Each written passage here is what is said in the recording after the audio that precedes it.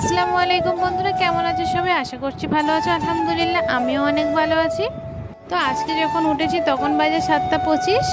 উঠেই আমি প্রথমে ঘর উঠোন সব কিছু ঝাড়ু দিয়ে নিলাম। তারপরে ব্রাশ আর কলগেট নিয়ে ব্রাশ করে নিলাম এবং ব্রাশ করতে করতে কিছু পাটকাঠি ছিল সেগুলো একটু রোদ্দুরে রাখলাম।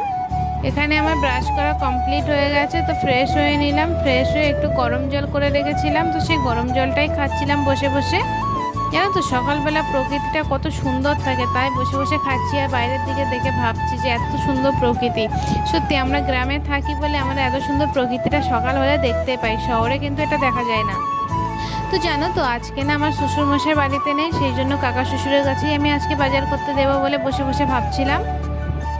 তো ওখানে বসে থাকতে থাকতে কাকা শ্বশুর চলে এসেছিলো, তো কাকা শ্বশুরের কাছেই আগে বাজার করতে দিয়েছিলাম। তো নিয়ে এসেছিলো বাজার থেকে মাংস, আর ফ্রিজ খুলেই দেখি একটা পেঁপে আছে, তো পেঁপেটা ভাজা করার জন্য বেছে নিয়েছিলাম। তো আমি সব কিছু রেডি করে রেখে স্নানে গিয়েছিলাম। স্নান করে এসে তারপরে একটু রেডি হয়ে নিলাম, দিয়ে এবার ভাবছি যে বান্নার দিকে যাব, কারণ আমি প্রতিদিন স্নান করেই তারপরে রান্না করি। তো সব কিছু কমপ্লিট করে রেখে আমি স্নানে যাই, দিয়ে তারপর রান্না করি। তো আজকের ভিডিওটা এই পর্যন্ত, দেখা হচ্ছে নেক্সট ব্লগে।